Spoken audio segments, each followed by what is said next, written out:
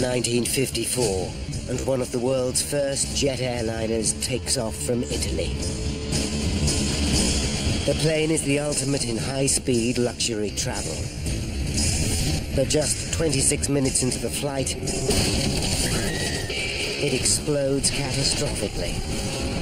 35 people are dead. The tragedy stuns a nation. A team of investigators must solve the mystery of why this state-of-the-art aircraft disintegrated on a routine flight. What they discover in the wreckage will cause a turning point in the history of aviation and change passenger travel forever. Disasters don't just happen, they're a chain of critical events. Unravel the clues and count down to those final seconds from disaster.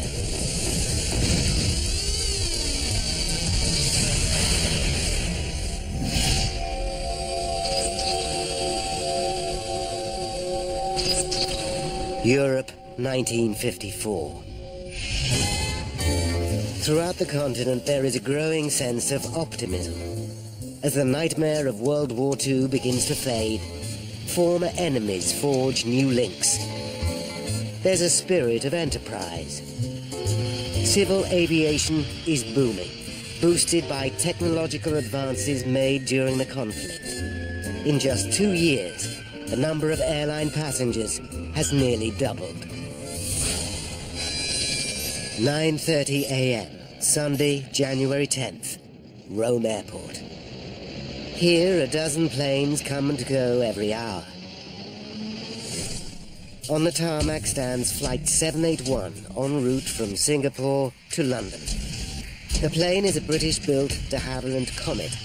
It's the marvel of its day, and the perfect symbol of the new technological age. The Comet is the world's first passenger jet, and it's halving journey times around the world. The pride of Britain sends a message of superiority to every aircraft manufacturer in the world. A dream comes true. At Hatfield Airport, the Comet, the world's first all-jet airliner. Begun 3 years ago, the airliner that makes every other passenger plane out of date will go into operation within 18 months. The revolutionary design is based on de Havilland's hard-won military expertise. The plane is powered by 4 Ghost jet engines and carries 42 passengers and crew at up to 800 kilometers per hour, almost twice as fast as its nearest competitor. To help it achieve this staggering speed efficiently, it flies at a height of up to 12,000 meters, where the air is thinner. Until now, such performance was the preserve of military jet fighters. 20 months after the launch, there are 17 of these aircraft in service. 9 are owned by the British Overseas Airways Corporation, or BOAC, and among them is Flight 781. 9:40 a.m. BOAC engineer Jerry Bull inspects the Comet's undercarriage. He checks for fuel leaks, tire damage, and marks on the airframe. He pays attention to the aircraft's high-tech, ultra-lightweight aluminium skin. It's extremely thin and vulnerable to damage. You're looking for this incidental damage. There was none, as far as I can recall, at that stage. So my own thought at the time was walking, well, we got a clean airplane today. At 10 a.m., Bull completes his final checks. The flight crew join him. The captain is Alan Gibson. At 31, he's one of BOAC's youngest pilots. Captain Gibson was a man of very good ability, not a person who would panic about anything. He was, confident. In Rome Airport Terminal, members of the new jet set enjoy breakfast. Many are children returning to England for a new school term. They're excited about flying on the world's first passenger jet. Also on the flight is renowned BBC reporter Chester Wilmot. He's returning home after covering a tour of Australia by the recently crowned British Queen. Chester is a devoted family man with 3 children. He's especially close to his 10-year-old daughter Jane, who was born deaf. She is devoted to him, unaware that he's one of Britain's best-loved broadcasters. I just adore him. And I knew that he was busy, I knew he was on television, I knew he wrote books. But I don't think I even twigged how famous he was. He was just my dad. 10:05 a.m. and the last pieces of luggage are stored in the hold of Flight 781. The plane will be flying today with 29 passengers and 6 crew members on board. One of the passengers is 23-year-old Bernard Butler. Bernard is an electrical engineer who's been working in Bahrain to save money for his forthcoming wedding. His fiancée is Pat Knight. They've been engaged for 2 years and plan to marry in a fortnight. I've made the bridesmaids' dresses. All the invitations had gone out. And we'd already received wedding presents. Everything was planned. Bernard is returning home with a surprise. He's picked out a dress for Pat to wear at their wedding.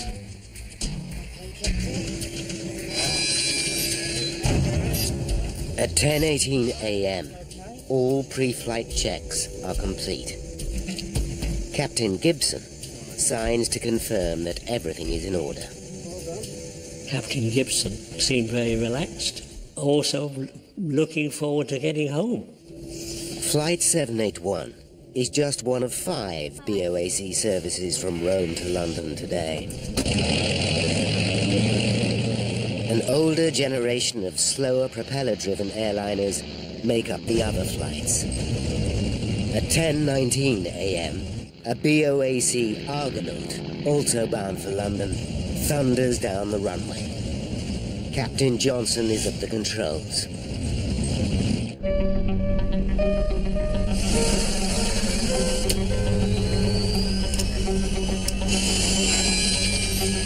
At 10:30 a.m., 11 minutes after the Argonaut's departure, the Comet taxis to the runway.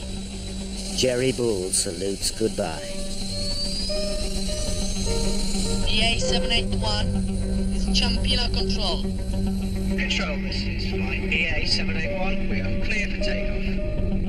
Roger. Air traffic control grant permission for takeoff. 1 minute later, the high-tech plane takes to the air. It's a sunny day, and conditions for flying are perfect. The journey to London will be exactly 2 hours and 37 minutes. The gleaming jet will arrive at London Airport a staggering 2 hours before the propeller-driven Argonaut. Such speed is so far beyond anything produced by American rivals Boeing and Douglas that Comet's manufacturer de Havilland expect to dominate this booming market. Throughout Britain, expectation is high, from Prime Minister Winston Churchill down. It was important from the British point of view to have our aircraft in the air, and an aircraft which was far better than anything else. So it was a booster. But since the Comet entered service 20 months ago, there have been 2 accidents with the loss of 54 lives. In March 1953, one crashed on takeoff in Pakistan. 2 months later, severe weather was blamed for a second disaster in India. As both accidents occurred in difficult conditions, reliability of the Comet is not in question. At 10:38 a.m., Flight 781 climbs to an altitude of 11,000 meters, twice as high as any other passenger aircraft. To achieve this, while allowing passengers to breathe comfortably, the engineer operates a pressurization system from the cockpit. As the Comet rises, the air pressure inside the cabin is maintained at the equivalent altitude of 2,500 meters, a level easily tolerated by the human body.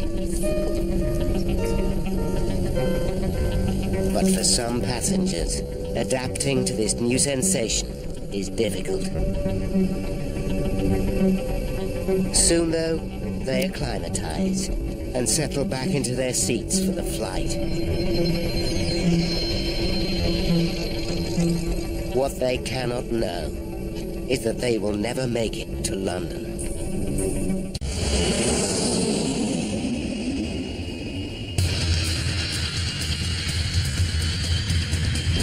(1954), and the state-of-the-art Comet jet airliner has taken off from Rome en route to London. On board are 29 passengers and 6 crew. As Flight 781 climbs, Captain Gibson receives a message from Captain Johnson in the slower Argonaut that took off a few minutes earlier. Jig receiving. Each pilot uses the plane's call sign. How Jig for the Argonaut, Yoke Peter for the Comet. In due course, can you pass on height of cloud layer, please? Well, we're currently at 20,000 feet. And I'll let you know when we pass through. Roger, out.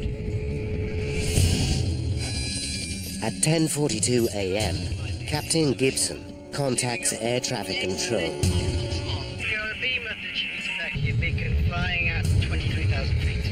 The plane will fly northwest over the Italian coastline, high above the Mediterranean Sea.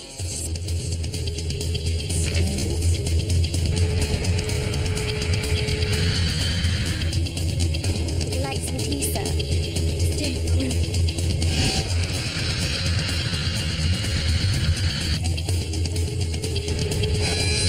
At 10:51 a.m., Captain Gibson again radios the Argonaut. George Howe Jig from George Yoke Peter. George Yoke Peter from George Howe Jig. George Howe Jig, did you get my message?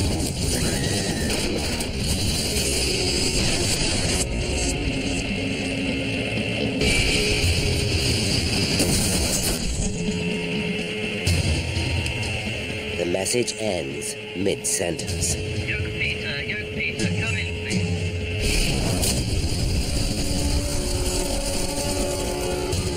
When Captain Johnson gets no response, he contacts Rome Airport.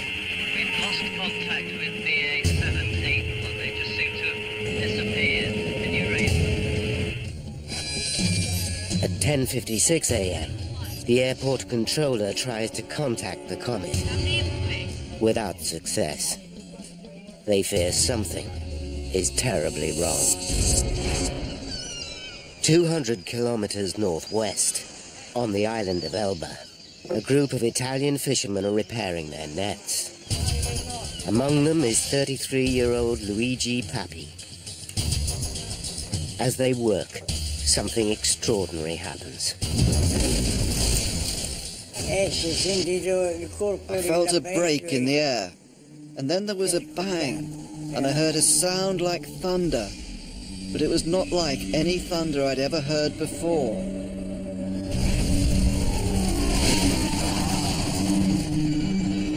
They watch in amazement as flaming wreckage falls from the sky.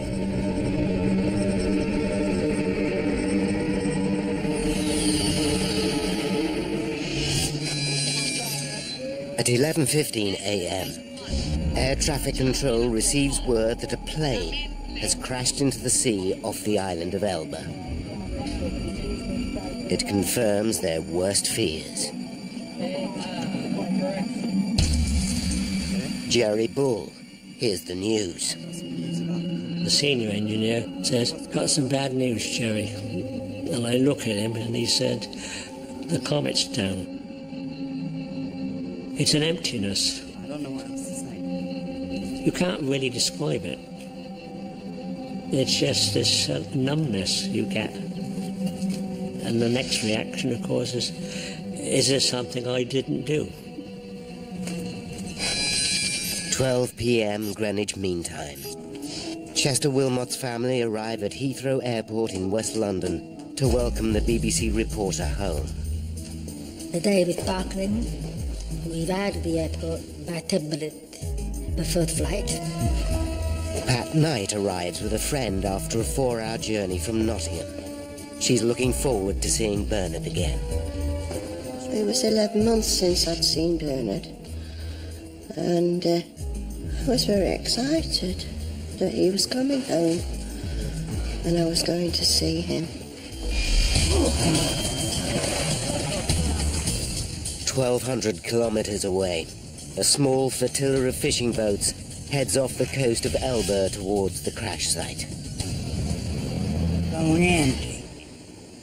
At first, we saw nothing. Then we saw a flock of seagulls which were pecking at something. So we headed straight for the seagulls. And that was where the plane had crashed.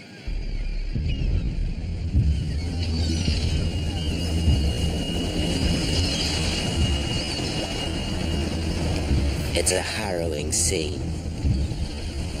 Bodies and debris float in the water. Among the carnage is a white wedding dress.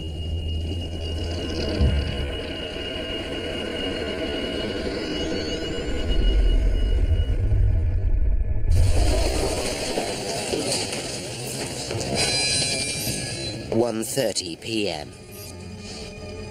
Flight 781 is now over an hour late. Airport staff mark the plane as delayed. Jane Wilmot keeps a close eye on the arrivals board. Mother wanted to keep me busy. So she was sending me off, came back in questions. Plane delayed, plane delayed. Jane suddenly notices that all reference to Flight 781 has been removed. She decides to ask at the BOAC desk. Excuse me. And I asked questions of why is it not there anymore? It's not on the list anymore. Why is it gone?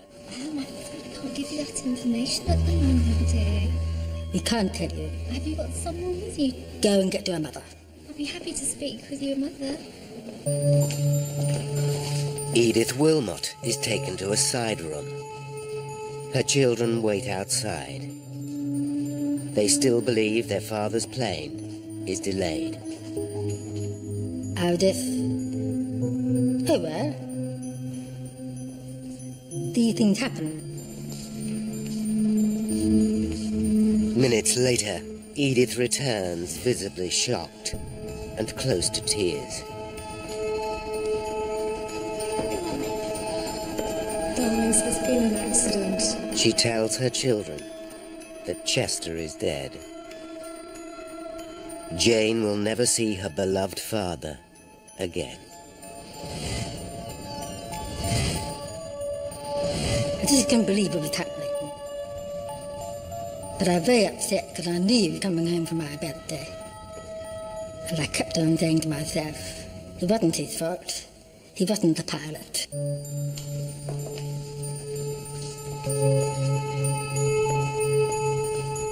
The grim task of informing friends and relatives continues.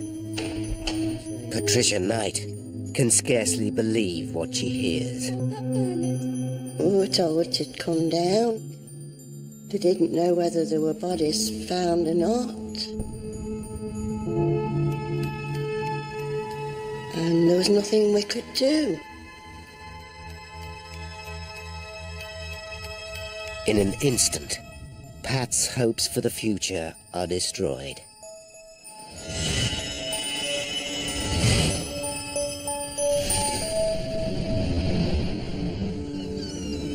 In Italy, the fishermen begin the gruesome task of recovering bodies. It was a big shock. Every time we went near a corpse, we would shout, "Come over here, come over here," because they seemed still alive. Their eyes were open. But when we got near, you could see they were dead.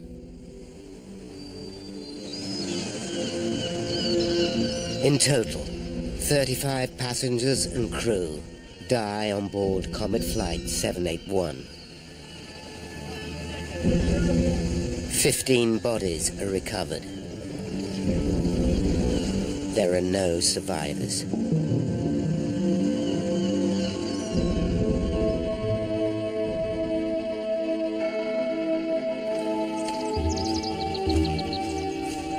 The dead are carried to a small chapel in Port Azzurro.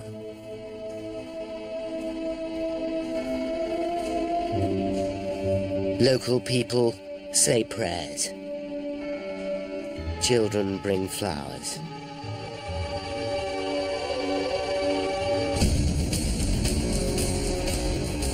The horrific crash is headline news around the world.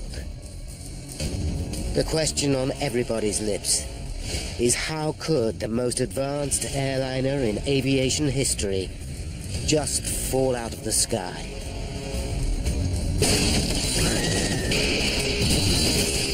Was it a tragic accident or something more sinister?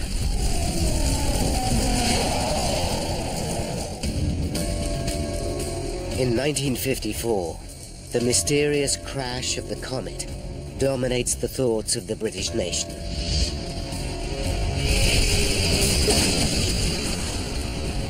What could have possibly caused the most advanced passenger plane in history to disintegrate in mid-air?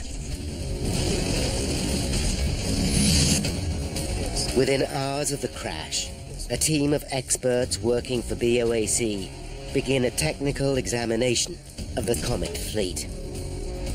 They must discover if there's a flaw in the design or a manufacturing fault. Britain's position as the world leader in passenger jet travel depends upon it. The inquiry that follows will turn into one of the most complex and important in aviation history. Now, by going deep into the investigation, we can reveal the critical chain of events that caused the downing of Flight 781.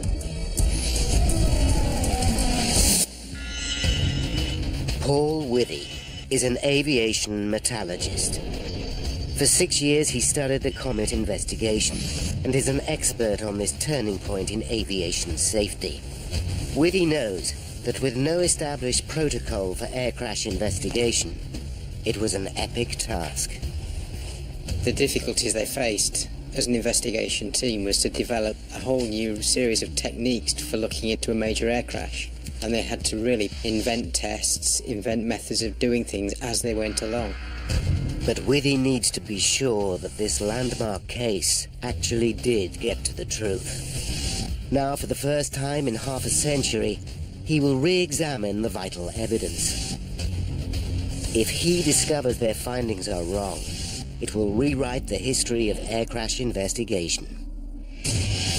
From the beginning, the inquiry team are faced with an enormous challenge.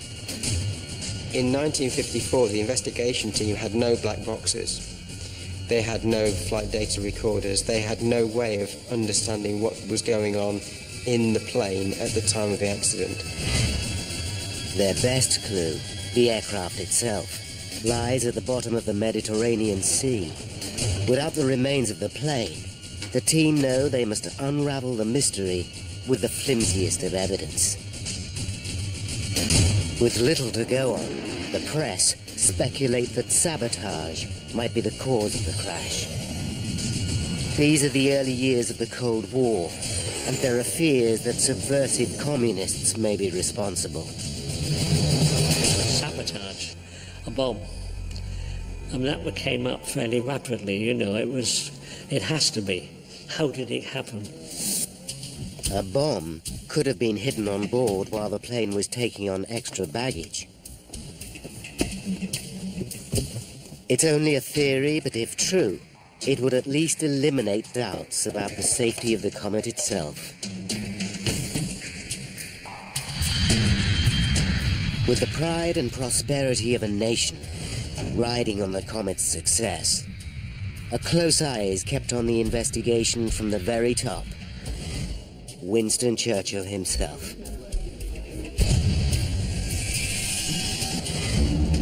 If saboteurs are responsible, the investigators know they must come up with hard evidence. They know that Flight 781 would have been flying at around 11,000 meters when something caused it to break up and fall from the sky.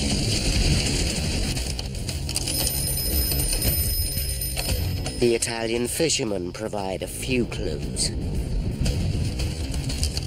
I saw a huge ball of fire rotating and plunging into the sea. It left a huge cloud of smoke. Captain Johnson, pilot of the Argonaut, deepens the mystery. The radio went dead in mid-sentence. Everything just cut out instantly.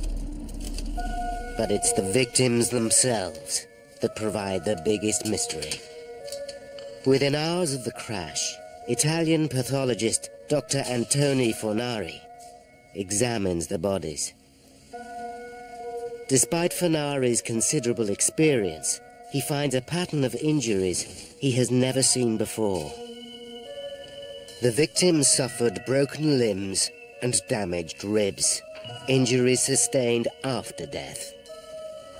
But what confuses Fornari is that many of the bodies have fractured skulls, wounds he discovers that were sustained before death. He finds another puzzling clue. The lungs of almost all the victims are extensively damaged. Many have ruptured like an exploding balloon. To top it all, Fornari finds no evidence of a bomb blast. It's a strange, perplexing picture, and he's baffled. With so little evidence, the investigation hits a dead end. Concerned, Prime Minister Churchill summons his advisors and takes an unprecedented step. Churchill commands the Royal Navy to retrieve the wreckage of Flight 781 from the seabed. His orders are simple. Endeavor to locate and solve Comet. The task, however, is anything but simple. There has never been a salvage operation like it before. The wreckage lies at a depth of 120 meters, and no one knows exactly where. Today, if an aircraft crashed in similar circumstances, the black box recorders would have transponders and would lead the investigators and the recovery teams to the spot where the aircraft was. The Navy didn't have that information. HMS Wrangler, an anti-submarine frigate, searches an area of 260 square kilometers. 3 salvage vessels are on hand to help. They're equipped with the most up-to-date technology, including an underwater camera and a deep-sea observation chamber. But progress is delayed by bad weather. Then, on February 12th, 33 days after the crash, Navy experts identify the first piece of the Comet wreckage on the underwater camera. Divers descend to the seafloor.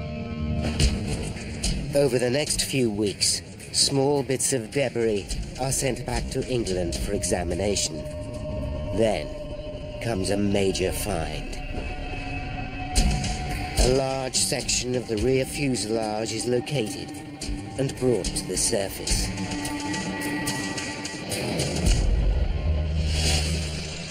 Meanwhile in London, the Comet fleet sits idle. BOAC hemorrhages cash at the rate of £50,000 per week. With so much invested in the aircraft, pressure builds to get the planes back into the air. On March 23rd, 10 weeks after the disaster, the British government give the airline the go-ahead to resume service. At London Airport, a Comet airliner about to leave for Johannesburg was taking out extra crew members. Press and television attend the relaunch. Everybody was in high spirits at the resumption of Comet flight. BOAC Chairman Sir Miles Thomas gives the Comet a public vote of confidence. We obviously wouldn't be flying the Comet with passengers in it on service were we not wholly satisfied that the conditions are acceptable for carrying passengers anywhere in the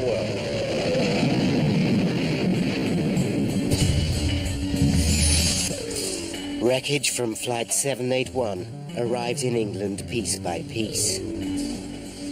Investigators identify and mark every fragment. In a hangar, carpenters build a wooden frame of the Comet aircraft. As the wreckage accumulates, they wire each piece onto this skeleton. Now, with the entire Comet fleet back in service, it's more important than ever to find the cause of the crash. The lives of hundreds of passengers depend on it.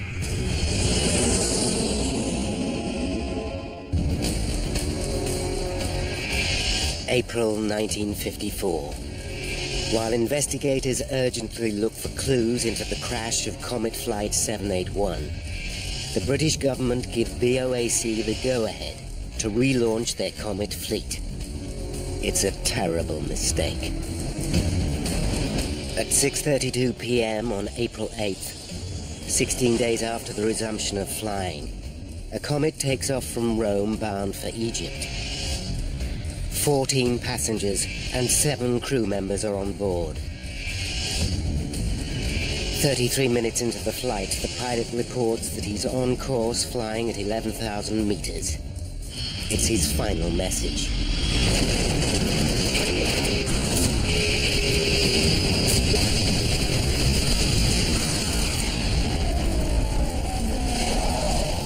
A further 21 people are dead. The news sends shockwaves around the world. Barely a fortnight after reassuring the public the Comet is safe to fly, BOAC's chairman publicly admits that he was wrong. Obviously, we cannot continue to carry the public in Comets until this disaster is fully explained. Similarities between the two accidents are uncanny. Both planes were refueled and checked at Rome by the same engineers, including Jerry Bull. You just can't accept that an aeroplane like this again, it's gone down the same way, and you've lost these people again. Both aircraft were flying at an altitude of around 10,000 meters. Both crashed into the sea shortly afterwards. It seems there must be a flaw in the aircraft itself. Again, the British Navy looks for evidence. They recover 5 bodies, along with a few personal effects. Churchill acts decisively. He appoints the Royal Aircraft Establishment, Britain's leading aeronautical research centre, to investigate. Heading the inquiry will be Sir Arnold Hall. Hall has an impressive reputation. He's a Cambridge scholar and one of the outstanding scientists of his generation. Sir Arnold Hall is a brilliant scientist, and he was one of those people who would let the facts speak for themselves and would make judgments based on fact, not on opinion. Churchill instructs Hall. The cost of solving the Comet mystery must be reckoned neither in money nor in manpower. But even for a man as qualified as Hall, it's going to be a tall order. The second plane to crash rests under 1,000 meters of water and is impossible to retrieve. The hope is that if they can establish the cause of Flight 781's crash, it would explain why the second aircraft went down.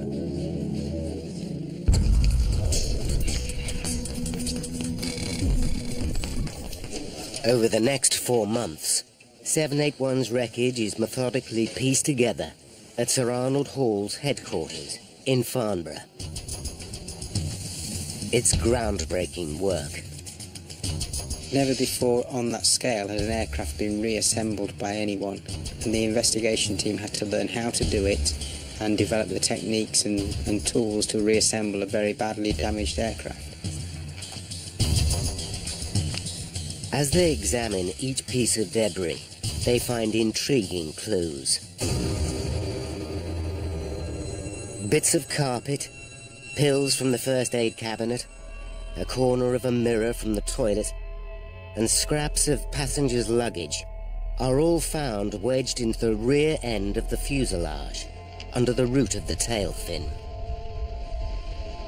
It suggests an explosion at the front of the cabin that blasted personal belongings to the rear of the plane.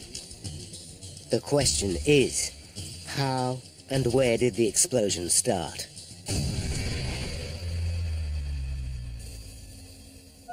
As the wreckage begins to provide some clues, so too do the victims. 4 of the bodies retrieved from the second crash are flown to Britain for post-mortem.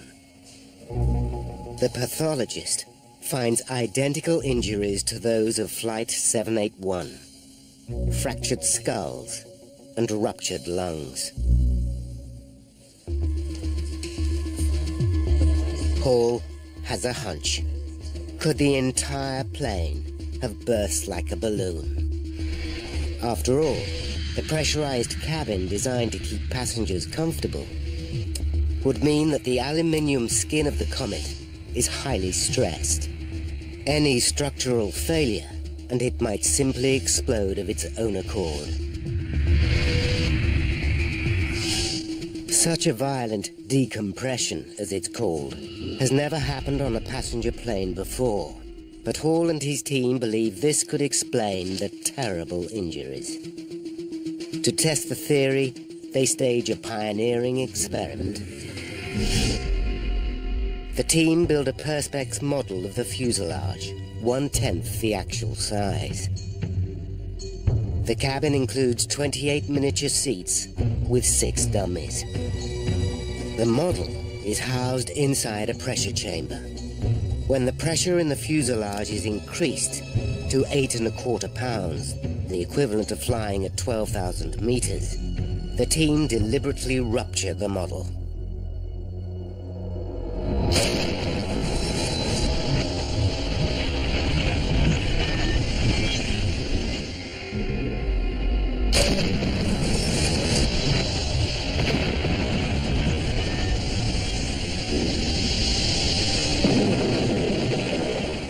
High-speed camera captures the results. The rapidly escaping air causes a tremendous release of energy. Seats tear apart and fly through the air. The dummies catapult vertically and smash their heads on the cabin roof. It's a graphic demonstration of a phenomenon experts like Paul Withy understand only too well. The pressure cabin exploding is the same as a 500-pound bomb going off inside the cabin. The experiment appears to explain how the victims of both flights sustained such horrifying head injuries. Not only that, the sudden change in pressure would cause the air inside the victims to expand rapidly, rupturing their lungs instantly.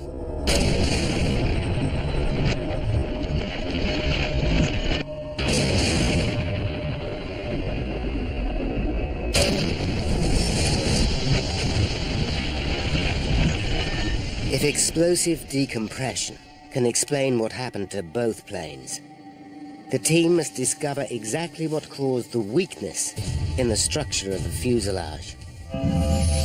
But a failure in the aluminium skin seems implausible. The manufacturer's own tests show the natural life expectancy of the fuselage is over 10,000 flights, many more than the number flown by the two crashed planes. Nevertheless, Sir Arnold is not a man to leave any stone unturned. He decides to put the entire airframe to the test. Sir Arnold Hall decided that failure of the pressure cabin could be one of the possible causes. And because he wanted to make sure that everything was looked at, this was just one of the tests that was performed. Before testing begins, the team look closely at the Comet design. They discover that to withstand the stress caused by repeated pressurizations, the skin of the aircraft must be immensely strong, but it must also be extremely light. In order to achieve this, de Havilland developed a lightweight aluminium alloy skin, just over 0.5 millimeter thick.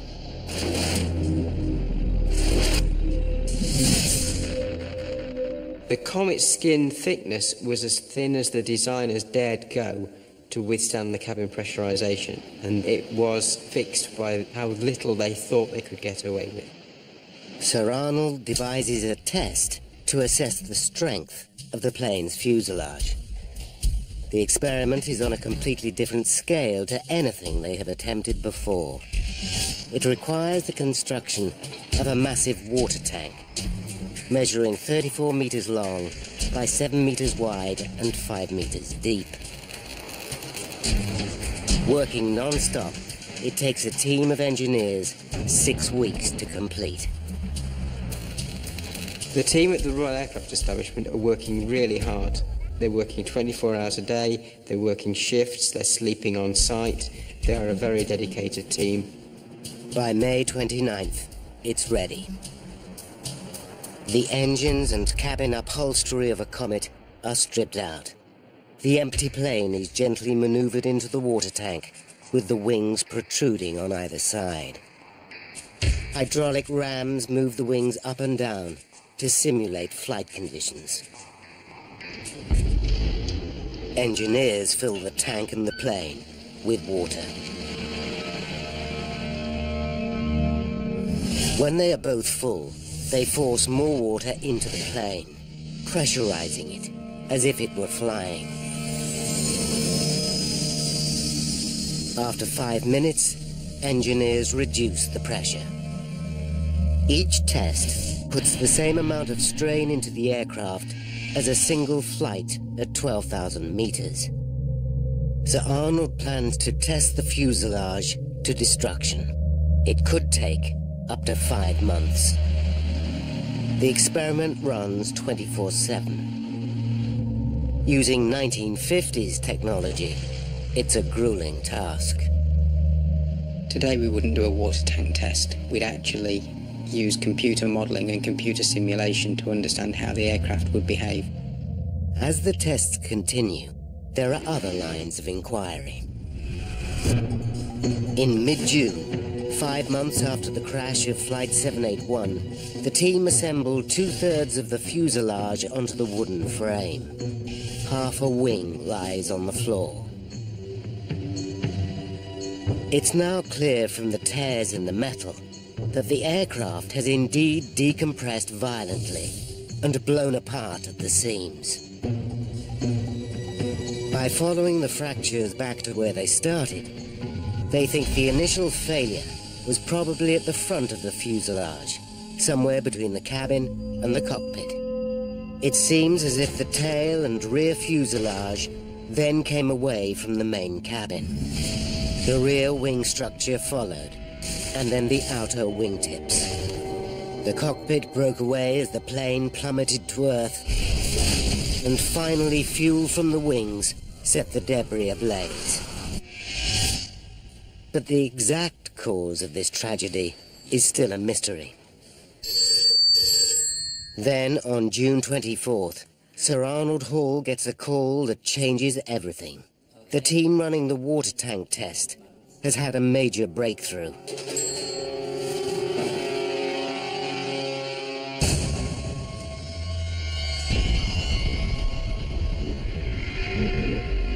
Less than a month after testing began, after the equivalent of just 3,000 flights, the Comet fuselage ruptures. Engineers immediately drain the tank, and Sir Arnold Hall inspects the damage. There is a massive tear in the aircraft's skin, 2 meters long and 1 meter deep. The tear follows the line of the plane's windows and doors. It's a shocking but vital turning point. They have uncovered a major weakness in the structure of the Comet. The entire fleet seems to be fatally flawed. I think everybody was thunderstruck. De Havilland certainly were thunderstruck because they didn't expect a Comet airframe to fail so soon in its life. But what triggered such a dramatic failure? There's one prime suspect, a phenomenon known as metal fatigue. It's something Paul Withy knows well. This is a piece of aluminium sheet similar to that which was used on the Comet skin, but much thinner. One cycle of load isn't going to fail it at all. But if I repeatedly load it, like this... Fatigue is caused when a metal is repeatedly flexed one way and then the other. There you can just see it's about 3 or 4 millimeters across the sheet. After a while, minute cracks start to form. Cracks growing further and further across the sample. The cracks steadily increase in size, and eventually the part fails. But there are two problems with this explanation. Metal fatigue leaves a telltale microscopic pattern on the surface of the metal. Although in the 1950s, the technology for detecting this pattern is in its infancy, none of the parts reclaimed from the sea seem to show any sign of it. Secondly, before the Comet went into service, the manufacturers did extensive fatigue tests to find out how the fuselage would behave under repeated pressurizations. It passed with flying colors. Sir Arnold knows he must come up with hard evidence to prove the theory. He must find a part of Flight 781 that shows signs of the fatigue. The piece of evidence that Sir Arnold needed above all other was that source of fatigue crack growth that he knew was there in the airframe somewhere. A single piece of wreckage is all that's needed to validate the entire investigation. But this crucial evidence still lies at the bottom of the Mediterranean Sea.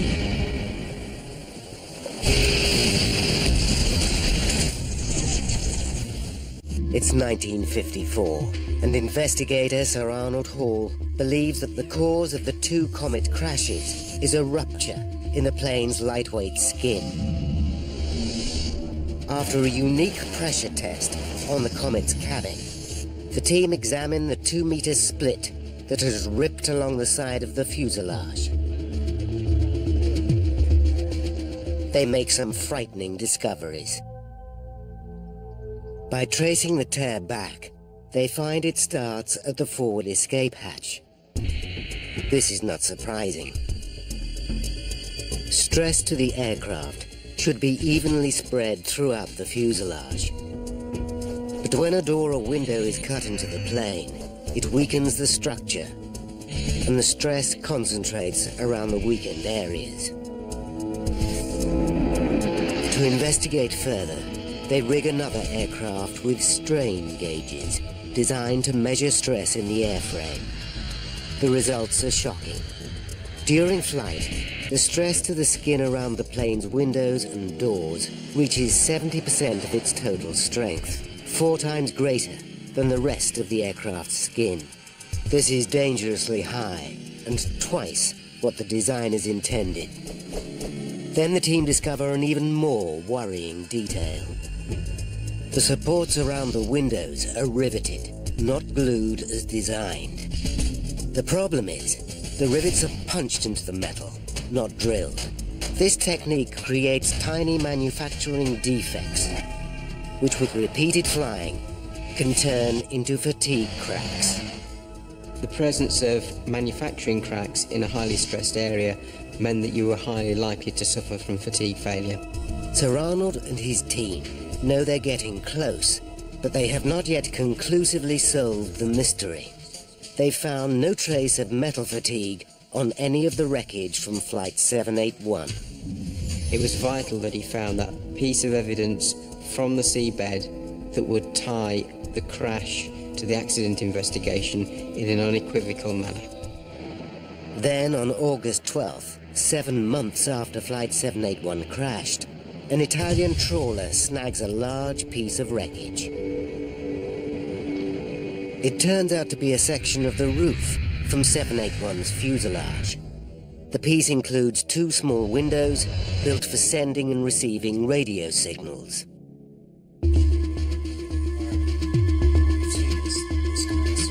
Sir Arnold Hall and his team inspect the wreckage at Farnborough and immediately find what they're looking for. A rivet hole in the corner of one of the windows shows a tiny crack.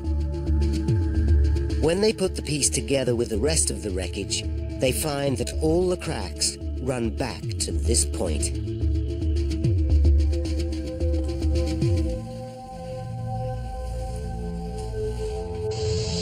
They have their missing clue. The future of the Comet, the world's first passenger jet airliner, hangs upon the outcome of a court of inquiry being held at Church House. On Tuesday, October 19th, after 6 months of grueling work, Sir Arnold Hall presents his findings to a court of inquiry. But one detail fascinates Withy. In 1954, the techniques for analyzing metal fatigue were crude. The final piece of wreckage was examined with an ordinary microscope, and the team relied on experience to make their conclusion. Today, London's Science Museum safeguards the crucial piece of wreckage. Paul Withy goes to see the historic item for himself. No one has ever used modern methods to re-examine the evidence. Using 21st century know-how, Withy wants to look again at the wreckage and check that Sir Arnold got it right. In order to preserve the damaged section, it has been mounted onto a plate. Running from a rivet hole is the crack which, it's believed, started the catastrophe.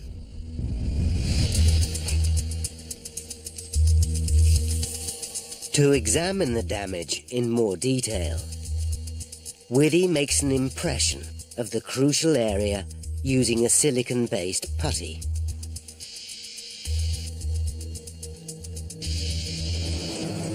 Then, at Imperial College London, Withy uses an electron microscope to examine the sample. Magnifying the crack about 200 times, Withy shows what Sir Arnold would have seen. This is the fatigue crack we saw on the Comet skin, and Sir Arnold Hall and his team could see that using their techniques of the day.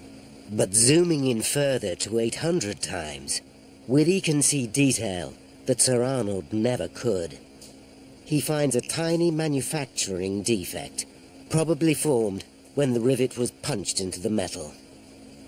And it was that manufacturing defect that caused this fatigue crack to grow. And it's this image here that shows that Sir Arnold Hall and his team were right. It vindicates them in seeing that it was a fatigue crack which then grew to failure.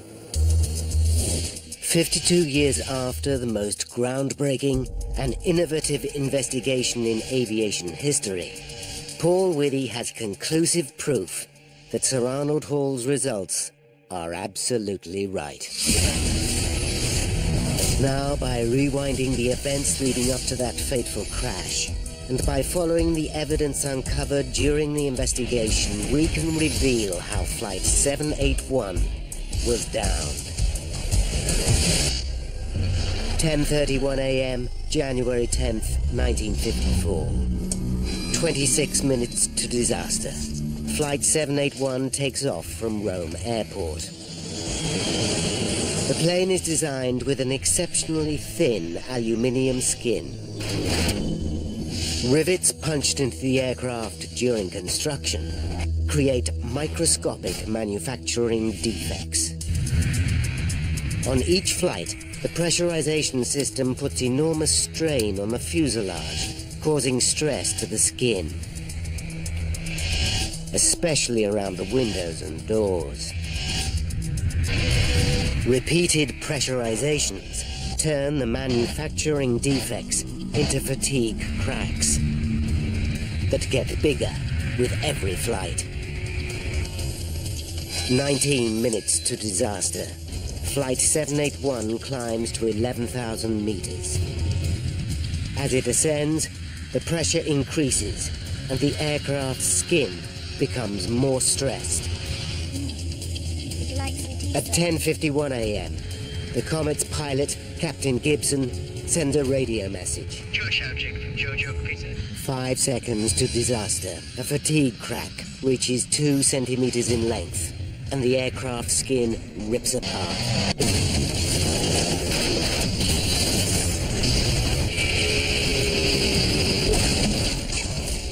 At 10:57 a.m., the shattered pieces of Flight 781 fall from the sky. 35 people are dead.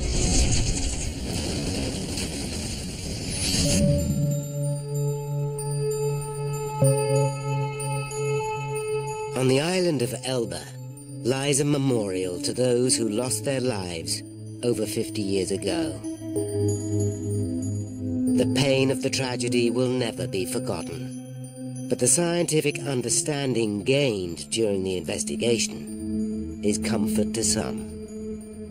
I know it gave my mother a great deal of comfort that the test they did on the following the Comet crash did save people's lives later. 4 years after the crash, the Comet did fly again, but it never achieved the commercial success it once promised. In the interim, American company Boeing developed their own passenger jet and became the dominant force in the world of aviation. The de Havilland Aircraft Company went into decline and were eventually taken over. Passenger air travel had changed forever.